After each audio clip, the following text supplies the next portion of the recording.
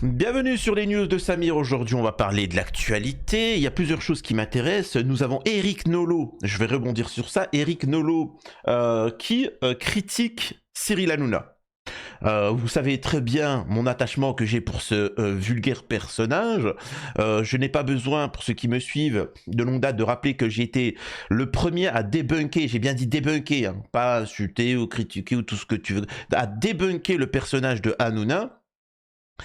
Qui fonctionnait pour mettre en avant le libéralisme en France, détruire la nation française et pour mettre en avant son tribalisme. Voilà. Hein, d'ailleurs, ce qui m'a valu essentiellement le boycott de la communauté musulmane de France et des personnes racisées. Hein. Bon, maintenant, ils ont bien compris ce qu'il en était, mais peu sont venus s'excuser de m'avoir critiqué sur ma clairvoyance. Bref, bon, ça c'est une chose. Par contre, il y a un truc que je ne supporte pas, c'est l'opportunisme, c'est le manque de respect.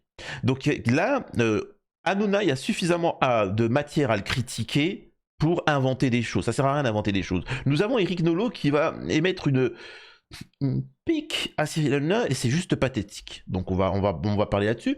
Ensuite, il y a une petite polémique sur les réseaux sociaux entre Divisio et... En fait, il y a des critiques qui sont amenées à Divisio, parce que Divisio fait une petite émission, je vous donnerai mon avis là-dessus, donc il a reçu un individu sombre qui s'appelle Rachid Nekaz. Et donc il y a eu une petite interview, un échange, et on va parler sur la forme, sur le fond et la forme. Alors c'est un individu algérien, voilà, et qui voilà, ils vont échanger sur l'Algérie. Alors à la base le débat c'était sur la France-Algérie, Tebboune, Macron, les relations France-Algérie, blablabli, blablabou. Voilà. Et au final, ça va pas du tout être ça le sujet. Donc, et il se fait défoncer sur les réseaux sociaux, Divisio, sur le fond et la forme. Donc c'est intéressant. Moi, je vais vous parler de la fond et de la forme, et je vais répondre aux critiques de certains qui critiquent sur le fond et la forme. Et c'est juste, c'est fou quoi. Vraiment, il faut vraiment. Ah, bref, bon. Avant de démarrer la vidéo, bien évidemment, je vous invite à vous abonner, laisser un petit commentaire, un like pour le référencement, me rejoindre sur les réseaux sociaux, chaîne secondaire. Vous connaissez la chanson. Il y a un Tipeee, un message épinglé. N'hésitez pas à soutenir ce média. Donc voilà, plutôt que de critiquer les autres médias, ceux qui vous crachent au visage à longueur de journée, soutenez ceux qui sont cohérents. Hein, tu vois. Ne soyez pas juste des consommateurs passifs. Alors, on va commencer avec un truc très simple, très gentil, hein, si ça vous dérange pas. Eric Nolot. Écoutez ça. Eric Nolot, je rappelle, hein, je précise, hein, c'est-à-dire que tu peux critiquer Hanouna. Hein, je dis pas, hein, moi tu peux critiquer Hanouna, mais en attendant, sa femme, il est pas parti la chercher dans les pays de l'Est quand elle était mineure. Avec ascendant, prof-élève. Je dis ça, tu vois, tu prends mon doigt, hop, il disparaît, tu vois, comme ça, hein, incroyable. C'est phénoménal, hein, c'est... Décidément, il y en a beaucoup avec les mineurs, c'est l'épidémie. Bref, bon, allez, passons. Cet individu nauséabond que personne ne calcule, que Hanouna a mis sur le devant de la scène, on ne sait pas pourquoi, mais bon après c'est Bolloré, hein, c'est le système Bolloré. Hein. Bolloré il essaie de mettre vraiment des gros assistes sur le devant de la scène, et mais bon bref, c'est encore autre chose. Écoutez ce qu'il va dire. Sur Hanouna, justement, vous déclariez en 2021 dans Libération qu'il était très très loin de vous, que vous n'avez pas du tout la même complicité intellectuelle, que vous étiez dans deux champs complètement opposés. C'est encore le cas aujourd'hui ?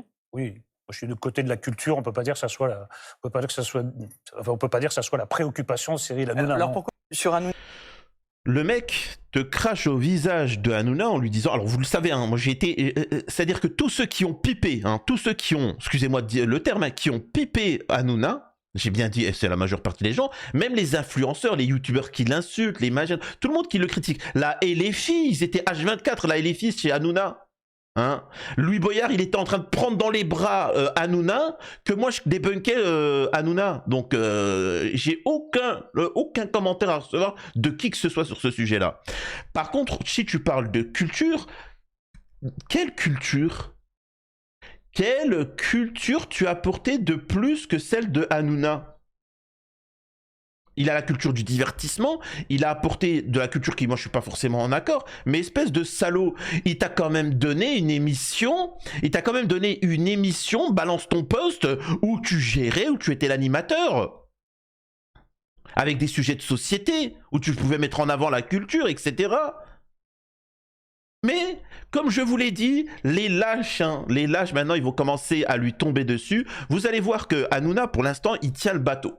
Parce il donne des millions. Hein. Il donne des millions, il peut en faire chanter quelques-uns, il essaye de menacer quelques-uns, mais quand les gens ils se rendront compte qu'Hanouna, il n'est rien, la parole petit à petit va se libérer. Vous allez voir quelques pics, quelques petits trucs comme ça, et Hanouna ne sera plus rien et tout le monde va le défoncer. Hein. Retenez bien ce que je suis en train de dire. Là, il va aller faire que du divertissement sur M6. Il y a des gens qui vont commencer à le taquiner, machin, et puis il va être tenu en laisse. Hein. Et puis après, ça sera fini. Donc, comme Thierry Ardisson, comme Coé, comme l'autre, là, comment il s'appelle, de Chavannes, qui étaient des stars immenses, hein, et puis que maintenant tout le monde s'en fout. Et ben Hanouna, ça va être la même chose. Donc voilà. Donc, mais moi, ce que j'aime pas, c'est que ceux qui ont été, voilà, ça, moi, c'est une question de respect. Bon, mais bon, bref. Incroyable de l'acheter ces gens-là. Donc, pour en revenir au sujet principal de cette vidéo, Rachid Nekaz et Divisio. Donc on a un échange qui est intéressant. Apparemment c'est pour parler de l'Algérie, mais Divisio va dire qu'il a reçu énormément de menaces, enfin de messages, d'insultes, de critiques, etc. pour avoir reçu Rachid Nekaz. Il y a des gens qui lui disent tu n'es qu'un traître à la nation, etc. Je vais quand même vous rappeler que Divisio est franco-italien. Je vous rappelle que Divisio est franco-italien.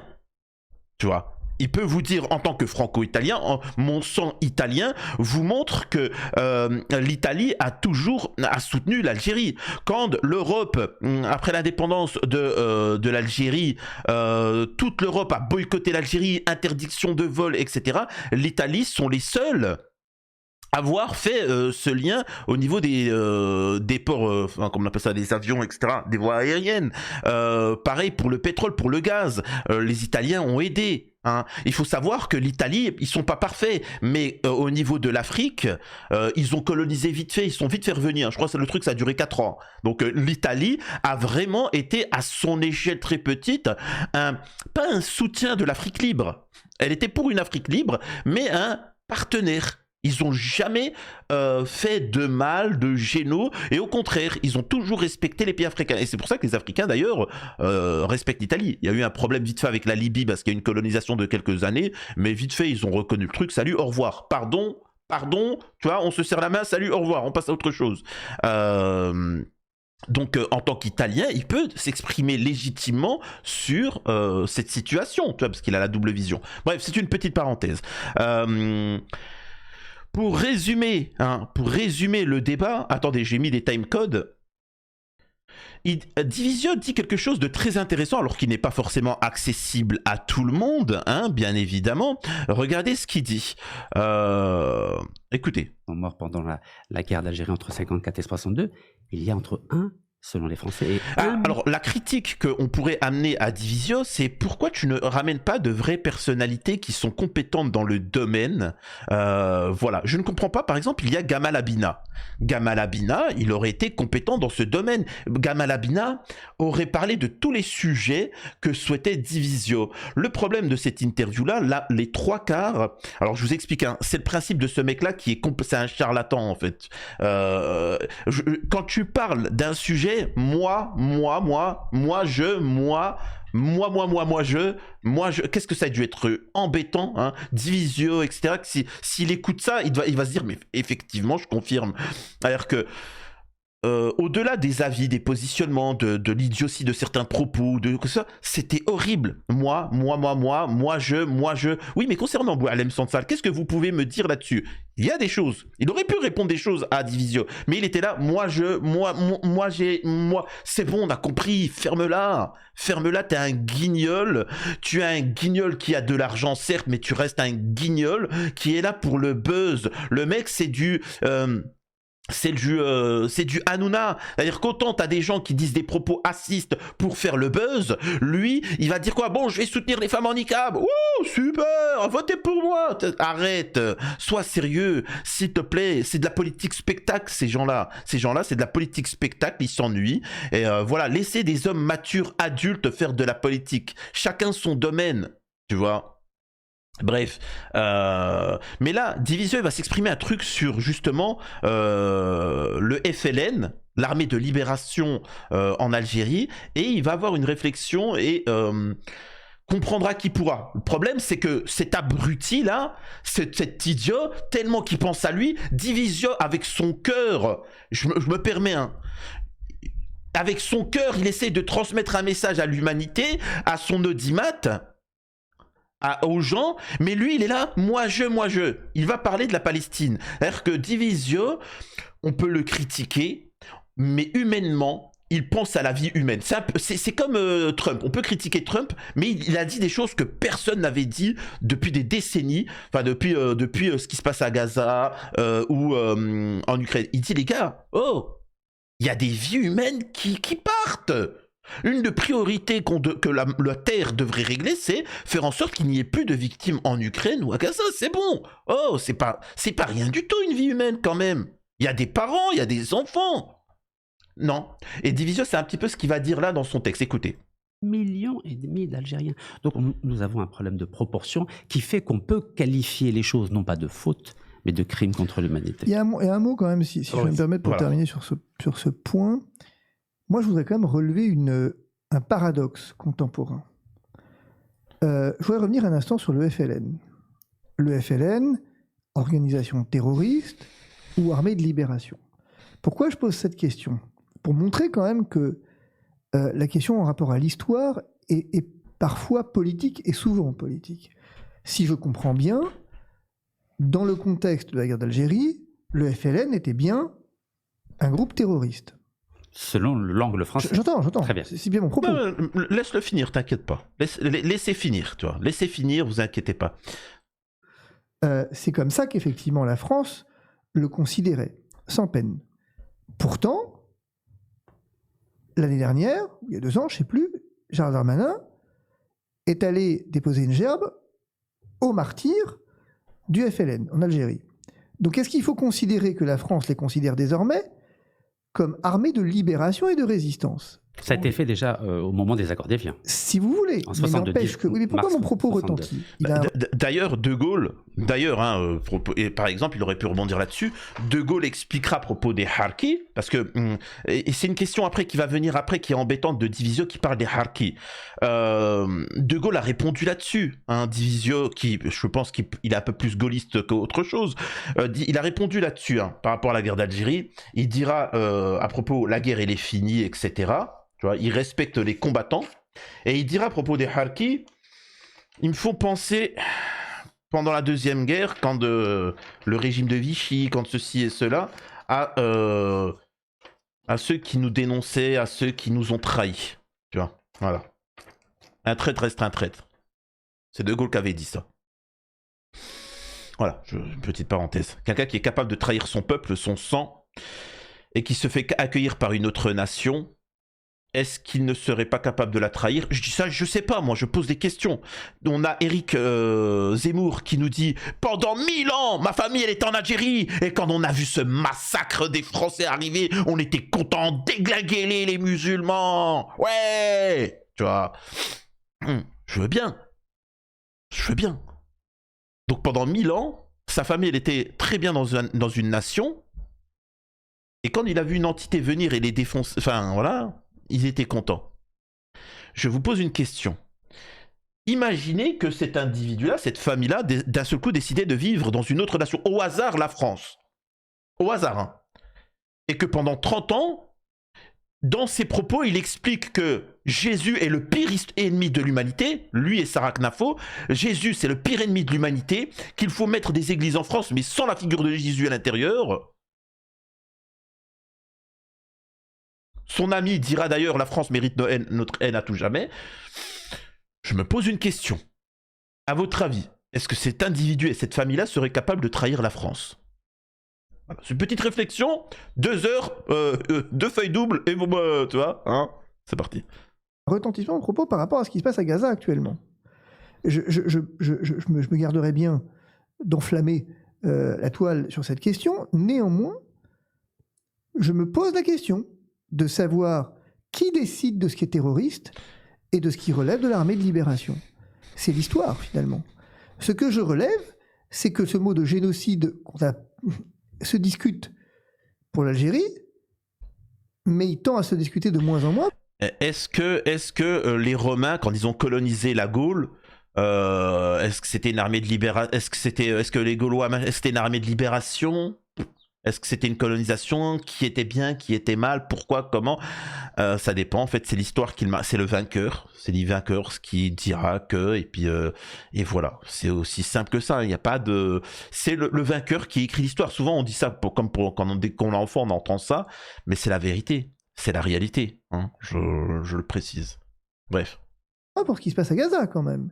Que là-dessus, je sais bien que le mot de génocide ne fait pas consensus sur le plan politique, mais sur le plan du droit international, le risque génocidaire a été quand même pointé par la Cour de justice. Et pourtant, ça semble pas émouvoir plus de monde que ça, y compris au sein des pays arabes au demeurant. C'est quelque chose qui quand même doit nous interroger. Alors, pour revenir sur la... Là, déjà, applaudissements. Applaudissements parce qu'il est en train de faire un débat et il apporte une réflexion. Et en fait, là, déjà, il fait un petit pas, quoi que vous en disiez. Là, alors... Là, vous savez, je sais que beaucoup ne vont pas comprendre parce que il n'a pas pris un drapeau palestinien en disant Free Palestine. Non, il n'a pas dit ça. Il n'a pas dit Israël c'est les méchants. Non, il a apporté une réflexion. Il a dit on peut bien montrer qu'il y a eu un génocide en Algérie. Il y a eu quand même un drame.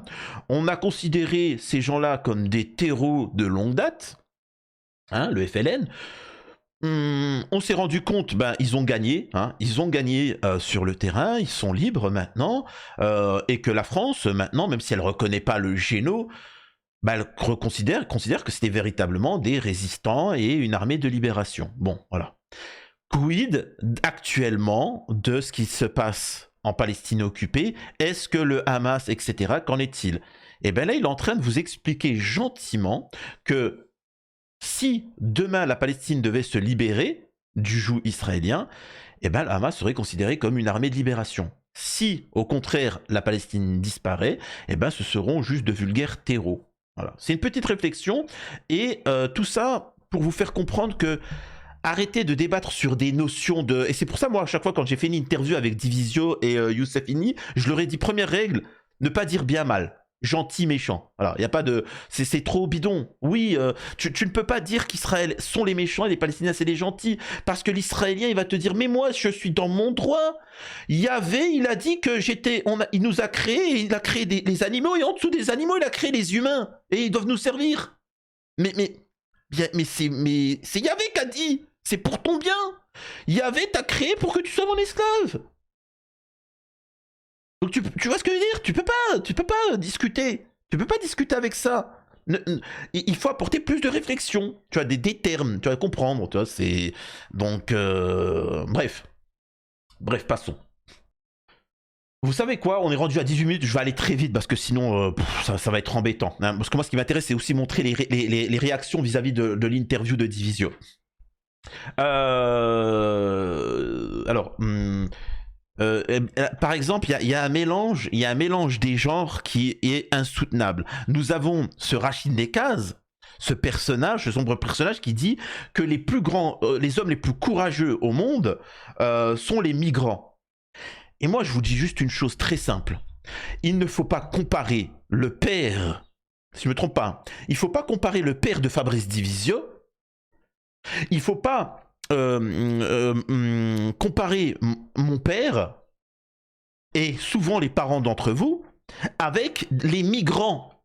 Hein, c'est pas pareil. Ça veut dire que le père de Divisio est venu légalement en France. Mon père est venu légalement. La France a appelé, qui était disponible. Voilà. C'est pas pareil que de venir illégalement. Ce n'est pas pareil. Tu vois. Ce n'est pas du courage de ne pas respecter la loi. Ensuite, au-delà de ça, je suis désolé de vous dire ça, Mais quand tu viens et que tu prends un enfant et que tu le mets dans la mer, dans l'océan, et puis pour traverser, etc., pour arriver en France, ce n'est pas du courage. C'est de la maltraitance envers les enfants et c'est de la folie. Bref, je précise pour ceux qui me disent les migrants c'est les êtres les plus courageux, tu vois. Bah si c'était si courageux que ça, qu'ils aillent développer leur pays, hein, quand même, pas déconner. Ensuite, le problème c'est que encore une fois, Division ne maîtrise pas le sujet et c'est pour ça qu'il devrait parler plutôt avec un Gamal Abina, hein, qui est beaucoup plus cohérent, tu vois. Mettez-le en commentaire, Division, invite Gamal Abina, etc. Moi je le fais, j'ai le contact de Gamal Abina, je les mets en contact. Donc, et ils font un échange et il verra que c'est ultra pertinent et qu'il va apprécier le personnage. Alors, à la 35e minute, ça parle de l'Algérie, comme quoi que depuis son indépendance, rien ne va, c'est pathétique, c'est misérable, et ainsi de suite. C'est de la faute du gouvernement, etc. Alors, ils expliquent que, et c'est ça qui est étonnant, hein, Rachid Nekaz, alors, ils ont fait que de cracher sur l'Algérie indirectement. Rachid Nekaz t'explique que le gouvernement algérien cruel, dictatorial, il y a plein d'universités, il crée des ingénieurs, des médecins, gratuitement, c'est-à-dire que tout est gratuit en Algérie. Des ingénieurs, des médecins, des chimistes, tout, la totalité. Et que la moitié de ces personnes-là se barrent pour gagner plus d'argent en Europe, ailleurs. Et le problème, vous savez ce qu'ils disent? C'est le gouvernement. Mais pourquoi? Pas parce que... Mec, le problème, c'est ces gens-là qui ne sont pas suffisamment patriotiques pour rester dans leur nation. Et au-delà de ça, qui vous dit que ce n'est pas quelque chose de volontaire? Qu'est-ce qui ne vous dit pas que ces gens-là vont acquérir des connaissances dans d'autres pays, travailler, gagner un peu plus d'argent et en plus aider en revenant petit à petit? C'est un peu ce que les Chinois ont fait. Les Chinois, ils se sont développés, ils ont travaillé, ils ont envoyé une diaspora pour travailler, acquérir des compétences, etc., qui est revenue et qui a développé leur nation. Je comprends pas c'est quoi le problème. Mais bon, hein. Donc ensuite ça parle de Boualem Sansal très rapidement. C'est là où tu vois que Division n'a pas forcément creusé le sujet ou qu'il a regardé que CNews. Boualem Sansal n'est pas un écrivain. Boualem Sansal n'est pas un écrivain, hein, parce qu'il va dire oui, mais il n'y a pas de liberté, il n'y a pas de liberté, on n'a pas à respecter la loi algérienne. C'est ce qu'il dit, hein, en somme. On n'a pas à respecter la loi algérienne parce que c'est dictature, c'est tout ce que tu veux. Bah, déclarez la guerre, arrêtez de... Moi, je vous l'ai dit tout ça, déclarez la guerre, arrêtez de parler. Vous vous êtes pliés et il y a un droit international. Il y a le droit international. Pourquoi vous faites pas un truc pour le droit international? Vous verrez que vous gagnerez rien parce que Boualem Sansal n'est pas un écrivain. Boualem Sansal est un c'était quelqu'un qui était sous la tutelle d'un ministre, c'est un haut fonctionnaire algérien qui a trahi la nation algérienne en voyant des documents avec des nations ennemies, tu vois. Et en France, tous ceux qui font ça, ils prennent 20 ans. Le dernier, il a pris 12 ans. Alors là, 20 ans, c'est le maximum, je crois. Mais il a pris 12 ans ferme. Le mec, il avait 76 ans, comme Boualem Sansal, 76 ans, ancien militaire, etc., dans la diplomatie, il a pris 12 ans. Est-ce que Division s'en est offusqué de ça? Non. Ben voilà. Tu vois, c'est ça, Boualem Sansal, les gens oublient que c'est un haut fonctionnaire qui a trahi la nation. Point, salut, au revoir. Donc voilà, donc en résumé c'est un petit peu tout ce qui a été dit concernant l'Algérie. C'est pourri, c'est pathétique, voilà. Bon, et la colonisation, je le répète, c'est très simple, on oublie d'écouter les Algériens. Vous allez me dire oui mais il a écouté Rachid Nekaz. Oui mais Division lui-même il le sent comme quoi que c'est un guignol le mec. Enfin il est là que pour du buzz. Il y a eu un géno incomparable avec ce qui a pu se passer en Afrique ou dans d'autres endroits. Vraiment incomparable. C'est gravissime ce qui s'est passé. L'Algérie demande la reconnaissance de ses crimes, 2, récupérer les corps, parce qu'il y a des corps qui sont exposés en France. Il y a plein, il y a des soldats à l'époque, hein, dans les colonies marocaines, africaines, ils exposent des corps comme ça, machin, tu vois. Non, l'Algérie, elle fait tout pour réclamer ces corps-là. Ensuite, il y a certaines choses, c'est très rapidement, hein, la France a posé des déchets nucléaires, il y a eu des déchets nucléaires dans le désert du Sahara. Dites-nous où c'est qu'ils sont. il faut que vous alliez les récupérer pour les traiter et pas que ça pollue, on ne sait pas où ils sont. Tu vois. Donc il faut montrer, c'est tout. Il faut déclassifier les documents, salut, au revoir. Voilà. Pareil, il y a des mines, la France a posé des mines à la frontière, par exemple, tunisienne et française. Il faut dire où sont ces mines. Hein, parce que normalement, quand tu es dans l'armée, là où tu poses une mine, tu le notes, etc. Parce qu'encore à l'heure actuelle, il y a des enfants qui se promènent dans les montagnes entre la frontière tunisienne et algérienne, mais sa jambe, elle explose, tu vois. Donc, c'est ça que demande l'Algérien. L'argent, faut bien comprendre, hein. Il n'y a pas, nous on n'est pas à Mishraël, hein. Le sang d'un Algérien, il n'y a pas d'argent. Il faudrait de 2000 planètes Terre de richesse pour un seul Algérien. Il y a pas, tu ne négocies pas d'argent, tu vois, il n'y a pas de rémunération. Il n'y a pas d'argent qui a été demandé. Et c'est aussi simple que ça. Et pourtant, la France se refuse à faire ça.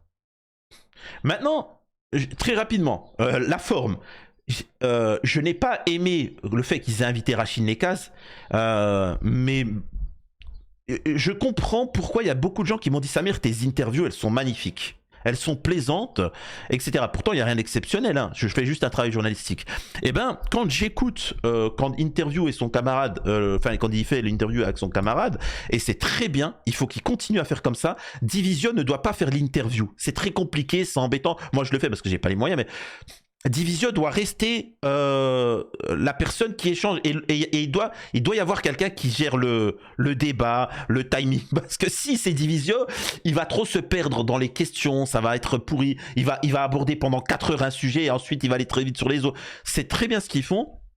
Et qu'est-ce que c'était bon de pas entendre des cris, des hurlements, des anathèmes, et vas-y que... Non, c'était plaisant et ça fait plaisir et j'espère qu'ils vont continuer à faire comme ça. Moi, la critique que j'avais surtout pour Division en tant que catholique, c'était que il donnait du crédit à des gens. Représentez-vous. Moi, j'ai été l'un des seuls, hein, il y a plusieurs années, à défendre les catholiques. C'est pour ça que mon audience de base, c'est les catholiques. Et il y en a qui me disent, Samir, représente-nous, fais ci, fais ça, machin. Non, je suis pas légitime, malgré que j'ai été l'un des premiers au moment où c'était pas la mode, hein, au moment où Hanouna faisait que de cracher sur les catholiques au début. Il faut des représentants, donc j'espère que ça va continuer. Bref, et il y a des réflexions, voilà, plusieurs. C'est insupportable. La vidéo avec Nekaz ne plaît pas à certains qui n'aiment pas l'idée que j'ai pu acquiescer que la France avait eu un comportement plus que répréhensible en Algérie pendant la ère. On a vraiment un problème avec le vice et la vertu. Par exemple, ces mêmes personnes qui sont choquées ne sont pas choquées qu'on donne tous les ans de l'argent à Israël pour ce qui s'est passé pendant la Shoah, etc. Tu vois, l'Algérie ne demande pas d'argent. Après, on nous dit oui, mais regardez l'Allemagne, la France, etc. L'Allemagne, elle a demandé pardon, il y a eu réparation. L'Algérie ne demande même pas ça. Elle demande juste la reconnaissance. Et bon, bref. Français gentils, tout gentils, et tout gentils, et tous gentils, et les autres, tous les autres méchants, tous méchants, tu vois. Et alors j'ai commis un crime grave. J'ai dit que je ne connaissais pas l'histoire de la ère d'Algérie et que faire parler un Algérien m'intéresse. Je me prends des flots d'insultes depuis ce matin. Finalement, YouTube, c'est bien pour parler de Hanouna et de mon chat, mais ne vous avisez pas d'avoir un propos nuancé. Ça me fait rire. Non, mais le problème, c'est que justement, les gens sont abreuvés par le clash. Et moi, et je milite pour ça, hein, je suis l'un des rares, et j'espère que Division va continuer dans ce domaine-là. Pour changer la donne, il y en a marre du clash, il y en a marre du buzz, et parce qu'en fait, ça a infiltré même les politiques. Vous voyez, les hommes politiques, ça me fait rire. Attention, j'ai pas dit que ça me faisait pas rire, hein. Moi, ça me fait rire, tu vois. Mais après, j'apporte une analyse. Mais le problème, c'est que les gens, ils n'aiment plus l'analyse. Les hommes politiques, c'est pareil, tu vois. Espèce de singe, ouais, je vais te montrer, moi, le singe. Je vais te la mettre dans le cul, la banane. Oh, t'as vu ce qu'il a dit? Il va le mettre dans le huc, la banane. Oh, super, oui. La une, les médias, machin, etc. Ouais, d'accord, oui, mais pas sur le fond du sujet, tu vois. Sur le fond du sujet. Alors certains vont me dire, oui, mais Division, c'est le professionnel de ça. Sur TPP, c'est que vous n'avez pas bien regardé. Division n'a jamais cherché le clash, n'a jamais cherché le buzz, il répond, et c'est pour ça que les gens ont apprécié Division, c'est qu'ils débattaient et ils débunkaient gentiment. Ensuite, forcément, quand t'as des gens en face qui sont complètement idiots, il y a un moment, t'es obligé de se mettre 2 secondes à leur niveau, de leur rappeler qui ils sont, tu vois, hein, voilà, et ensuite tu reviens et tu remontes le niveau, tu vois, c'est ça qui était plaisant avec Divisio ou Myriam Palomba. Donc c'est quand même incroyable. Alors, il y avait un autre passage. Et là, il y a plusieurs réflexions. Attention, hein. Je prends à la volée. Les Algériens, des fois, vous êtes un peu relous. Alors, il dit que les Algériens sont un peu relous, mais c'est des Méditerranéens. Et les Italiens ont le même sang. Ils ont le même sang, ils ont le même caractère. Donc, si Division veut savoir c'est quoi être algérien, qu'il se regarde lui-même. Qu'il se regarde lui-même et ses camarades italiens, et il dira, ah, ils sont comme ça, le même caractère, c'est-à-dire un petit peu, ouais, vas-y, machin, etc. Mais par contre, ils sont pas mauvais. Les Italiens, ils n'ont pas commis un genou en Afrique, etc. Alors, ils ont pris des mauvaises décisions dans l'histoire, ça arrive, mais de là, tu vois, hein, faut pas leur imputer non plus certaines choses que d'autres ont commises, hein, je précise. Bref, les Algériens, des fois, vous êtes un peu relous. Je demande ici un nom d'Algérien capable de parler de R. Oui, mais t'as pris la personne, la cassos, et tu le sais très bien que le mec, il est là pour du buzz. Tu vois, invite une personnalité qui est représentative, qui fait le lien entre la France et l'Algérie, qui participe réellement. Tu sais, c'est quelque chose de concret. Gamal Abina, de toute façon, tu le vois tout de suite, hein, la personne. Par exemple, au-delà de tout ça, Divisio, si tu lui poses cette réflexion, il te dira effectivement, ce qui m'a surtout gêné dans cet échange, c'est qu'on n'a pas parlé de l'Algérie. On a parlé essentiellement de Rachid Nekaz. Rachid Nekaz, il est en prison. Rachid Nekaz, le niqab, Rachid Nekaz. Oh, c'est bon, on a compris. Tu vois, en fait, il a monopolisé sur sa gueule l'interview. Je négocie pour qu'il soit invité. Je me prends des mails d'Algériens qui me disent il ne représente personne. À un moment, ça saoule. Ouais, bah bon, après, tu peux comprendre, tu vois, je suis surpris de ce besoin de sang et de clash. J'ai donc eu une émission avec Rachid Nekaz et nous n'étions pas d'accord sur tout. Nous avons su débattre avec un profond respect réciproque et je reçois des mails avec des mots il t'a éparpillé façon puzzle ou à l'inverse, tu l'as remis à sa place, ce traître et d'autres encore, etc. En fait, ça malheureusement, encore une fois, c'est l'effet Hanouna. C'est l'effet clash, buzz, qui... Non, apporter une réflexion. Il faut s'élever. C'est pas une question de clash. Il s'agit pas de gagner, de pas gagner. Il s'agit de comprendre des éléments. Personne n'a éparpillé personne. Nous avons débattu en homme intelligent et respectueux des différences. Et j'espère, et j'ai bien dit, j'espère que l'émission que fait Divisio, elle va rester de cette qualité-là. C'est-à-dire que sans partir dans l'invective, alors, on peut se chauffer, discuter, mais sans faire juste des phrases à clash, etc. C'est bon, faut arrêter. Sur la guerre d'Algérie, j'ai humblement confessé mon ignorance et indiqué que j'avais insisté. Alors pourquoi, tu sais, Divisio, les Algériens sont prêts à te payer un billet, hein? Sont prêts à te payer un billet pour que tu ailles rencontrer les catholiques. Pour que tu ailles rencontrer les catholiques en Algérie. Ça te dit pas? Tu veux pas aller voir les catholiques en Algérie? Les catholiques algériens. Ah, ils vont parler, t'inquiète pas, ils vont parler de la guerre d'Algérie. Puis en tant que catholique, tu vas voir ce qu'ils vont te dire. Tu vois, hein, tu vas voir si c'est juste une guerre de civilisation, machin. T'inquiète pas, ils vont très bien te... Et tu pourras pas dire oui, mais c'est des islamistes, machin. T'inquiète pas, ils vont te parler du FLN, ils vont te parler de ce que la France a commis, et ils vont t'expliquer ce que c'est d'être algérien, malgré qu'il soit... alors qu'il est catholique. Demande à... le mec là en plus il a été... excusez-moi, il est devenu archevêque ou je sais pas quoi. Quand même, tu vois, quand même. Hein, et en Algérie on respecte les religions, on respecte par exemple les catholiques, mais pas non plus les sectes, dans le prisme chrétien. Donc voilà, j'avais insisté pour que celle-ci soit examinée par un Algérien. Oui, mais là, t'as invité un profiteur, quoi. Quelqu'un qui en avait strictement rien à faire. T'as invité, et tu le sais, t'as invité quelqu'un qui était là pour faire sa promotion. Tu vois. J'ai fait un livre, j'aimerais bien me présenter aux élections, Oh, c'est bon. Sur le niqab, nous n'étions pas d'accord sur tout, mais c'est l'intérêt des débats. Ouais, c'est la preuve comme quoi qu'ils ne représentent pas les Algériens. Parce que sur le gouvernement algérien et les Algériens, ils sont très clairs sur le niqab. Donc tu vois bien qu'il y a une problématique, tu vois. Mais encore une fois, effectivement, les gens cherchent juste du sang, du clash, du buzz. C'est tout, faut pas écouter ça. Et je le répète, comment ça se fait que ce parti d'extrême droite, Giorgia Meloni qui est d'extrême droite nationaliste et pas racialiste, s'entend très bien avec les pays africains et les pays d'Afrique du Nord, fait du business, n'a aucun problème à reconnaître qu'il y a eu des drames, etc. Et a toujours soutenu l'Algérie quand il y a eu énormément de tensions post-indépendance. Je pose la question, tu vois. Est-ce que Divisio aussi connaît la situation économique de l'Algérie? Je pose la question. Si c'est une vulgaire dictature africaine, pauvre, misérable, pathétique, comment ça se fait que la France n'a pas su la faire plier? Pose une question. C'est très simple. Pose une question. Pourquoi l'Italie a coiffé aux potes? Enfin, c'est des questions, ça c'est du concret, tu vois. C'est des incohérences.